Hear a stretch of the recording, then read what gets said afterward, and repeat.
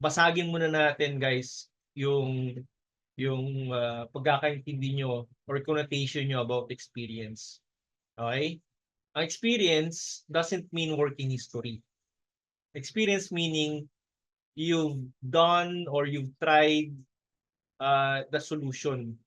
Okay? Nagawa mo siya, na-practice mo siya. Okay? Meron kang skill, nagagawa mo siya ng disente. Meaning, you actually you don't need to have a client, okay, or a past working history. It is as simple as practicing your skill.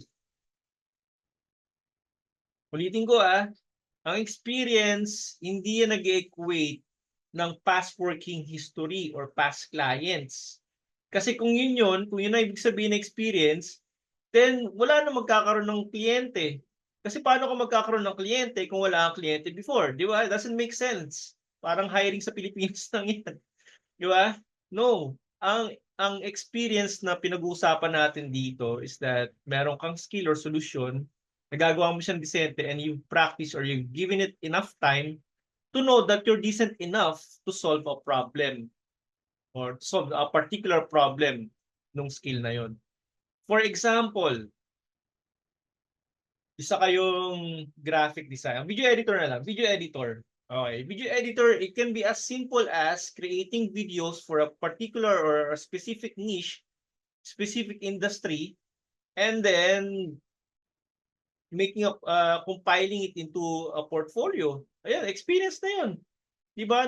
Nag-edit ka na relevant dun sa ina-applyan mo na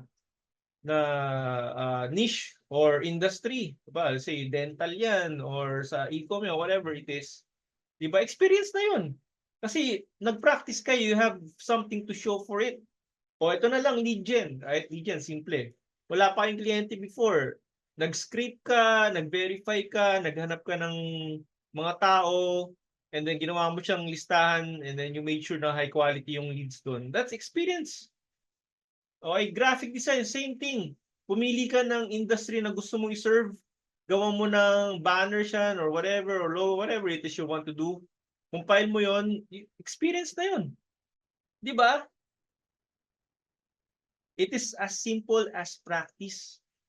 So, to circle back dito sa tanong na to, pwede ba makakuha ng client kung wala experience? Ang sagot ko is no. But, yung experience na yon is pwede makuha through practice. So, if you practice and if you're decent enough dun sa skill na yon, may experience ka na. And then, pwede ka makakuha ng client.